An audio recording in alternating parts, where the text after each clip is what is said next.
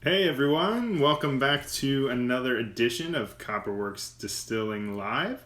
I'm Jeff Kanof, Vice President of Copperworks Distilling. Today we're going to be doing a tasting. So those of you who have joined us before, you know that sometimes we do tastings of new products. Other times we're going to be covering production methods.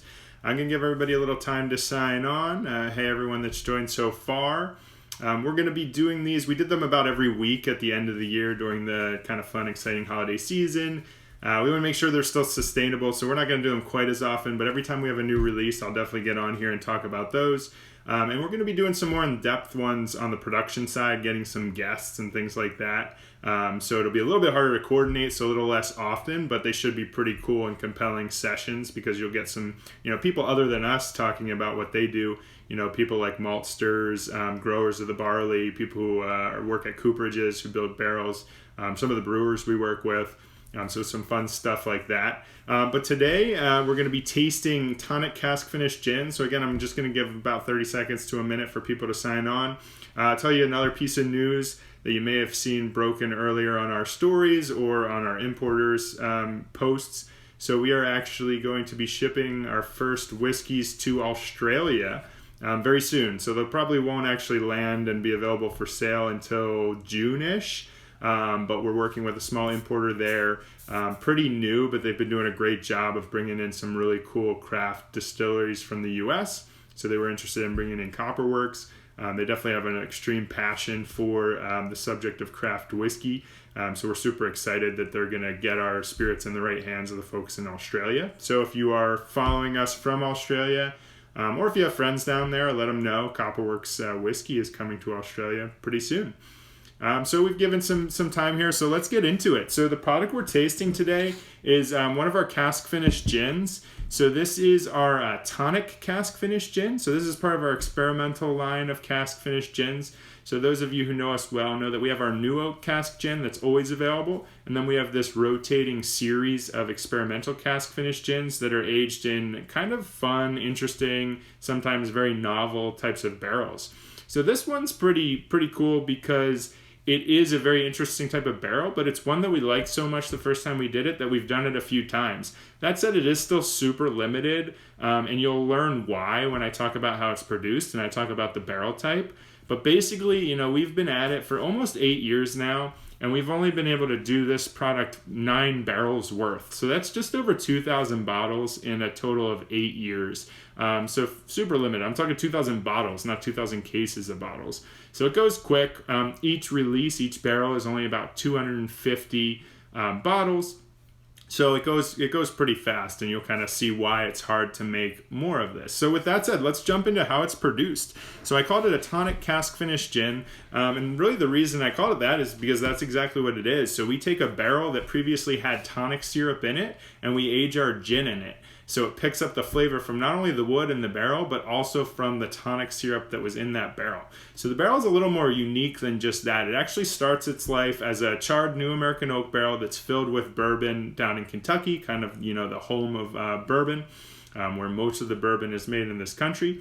That bourbon was aged in there about 7 years, probably a little bit longer than that, but at least a minimum of 7 years.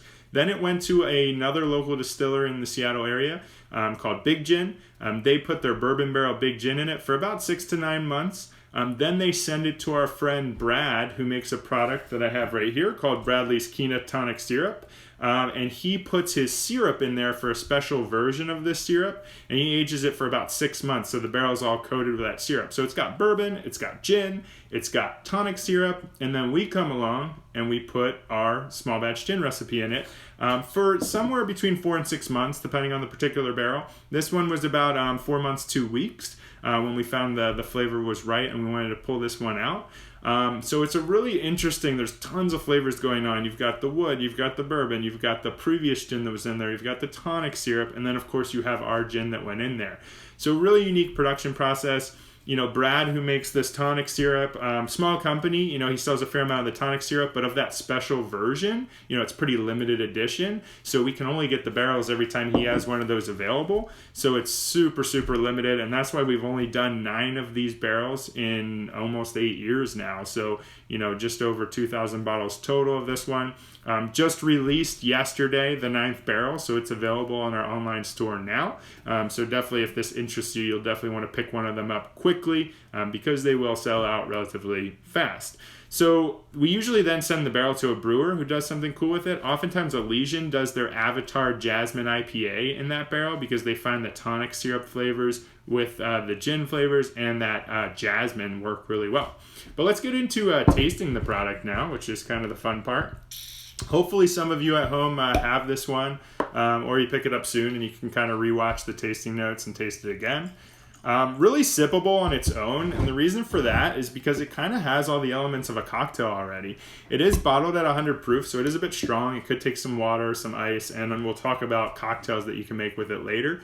But from a kind of a drinkability standpoint, like I said, it's almost like an old-fashioned in a glass because you have the gin, obviously, so you have the spirit-forward flavor. You have the sweetness from the syrup, so you've got some of that sugar content that you'd expect in a cocktail.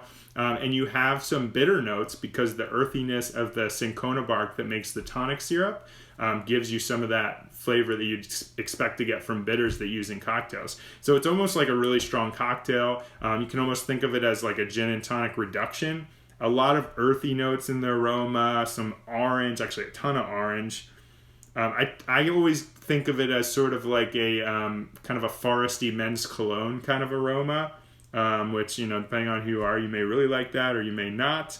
But it definitely has that kind of like earthy forest and then coming in with the citrus and the sweetness as well. I'm going to take a little taste of it. On the palate, you get that sweet up front for sure from the syrup. But then at the end, it's kind of bitter, almost like you're sipping on an Amaro. So you definitely get kind of that bittersweet quality to it. So it's definitely a spirit, but it gets a little bit of like the liqueur style to it when you're tasting it. You get kind of a woodsy note as well.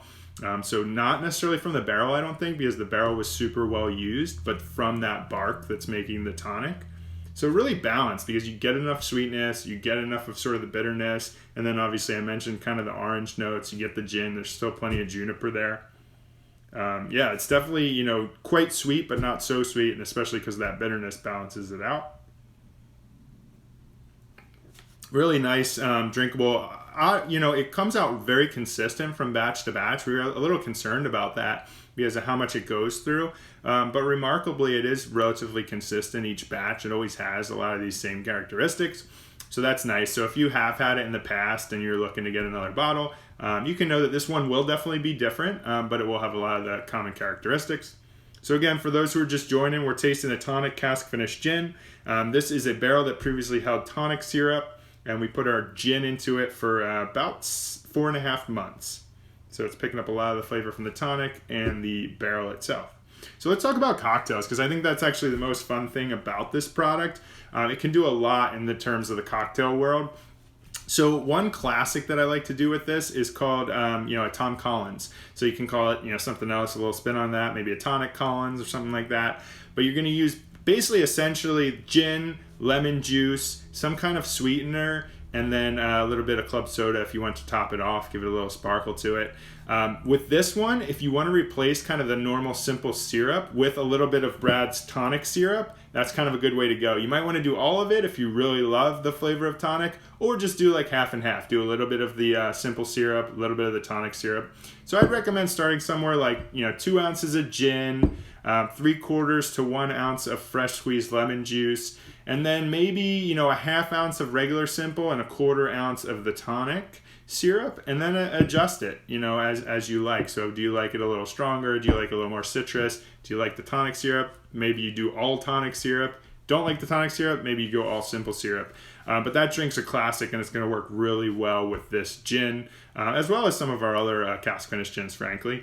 Another one that's really nice is obviously a gin and tonic, right? You already have the flavors in there. You add a little more tonic. You can even just add soda water, and you get a really nice gin and tonic. That said, I would do that more towards like the winter season that we're in right now, because it is a little darker, a little more spicy. You heard me during the tasting notes talk a lot about the kind of foresty notes that it gives you. So I would definitely use it more in this season than in the summer. In the summer, I'd go with our small batch gin and do more of a classic gin and tonic. Another one, I mentioned this a little bit earlier too, an old fashioned. So you can kind of add a little more sweetener, add some bitters of your liking, stir that a bit. Maybe I'd probably do an orange peel as the garnish. Like I said, this is almost like gin and tonic in a bottle it is almost like gin and tonic in a bottle, but it's also like an old fashioned in a bottle because you got the spirit, you got the sweet, you got the bitter notes as well. So it's really presenting itself well for that drink. And then Jason Parker, my partner, who's many of you have seen on these videos, he came up with a couple of fun cocktails. One he calls the Collaborator because it uses a bunch of products from friends. So this one, which obviously is a collaboration between us and Brad. So about 1.5 ounces of this, about a 1/2 ounce of Amaro Amarino, which is an Amaro made in Seattle by Skip Tonetti at Letterpress Distilling. Really nice product. And then about a 1/2 ounce of dry vermouth, stir that with ice, strain it off, and do a lemon twist on top. So kind of, a bit of a cross between a Negroni and a Martini there. Pretty fun play on it. There's also what he calls the Bradzotti, which is just the Tonic Cask Finished Gin, 1.5 ounces. 1/2 ounce of dry vermouth again, but this time instead of the Amaro Amarino, you're going to use Ramazzotti Amaro, and then cocktail cherry for the garnish. So a little bit on the sweeter side, I would say, a little less spicy notes. Another one I find really good is a martini style drink using a little bit of pear brandy or pear liqueur. The tonic syrup that Brad makes, for whatever reason, those flavors go really well with pear flavors. I actually first learned this from John Christensen, who's a great bartender in the Seattle area. I was at the bar at Monsoon, and he happened to be bartending that night. And I said, hey, you got the tonic? And I think it was like our first or second barrel at that point. And I said, make me something. And that's basically what he did, was sort of a martini style, a little bit of a pear brandy, and it just really made those flavors pop really well. So I would say, something like 2 ounces of this, maybe a 1/2 ounce of dry vermouth, and then maybe like a 1/2 ounce of pear brandy or pear liqueur if you like it a little sweeter. That's a fantastic way to check it out. So those are kind of some cocktail ideas. Hopefully I give enough of the recipes that you can rewind a little bit and see the recipes for those. We'll also put those probably on a post and on our website as well. So check those out. Like I said, we're going to be doing these more like on a monthly and quarterly basis. Do let us know if there's a particular topic you want to cover. We'll talk about anything. We definitely love talking about what you want to hear about. So send us a DM, send us an email, get in touch with us any way you want, and just say, hey, I'd love to hear about barrels, or I'd love to hear about, malt houses, or more about gin process or whiskey. Just let us know. We'd love to cover it, and we'll kind of put together a talk, 10 to 20 minutes on whatever you want to see. Remember, you can get all our products store.copperworksdistilling.com. We have a couple of different whiskeys available right now, including our newest whiskey release, which is the peated whiskey made with Washington peat. So if you haven't tried that one yet, I would definitely recommend getting your hands on a bottle.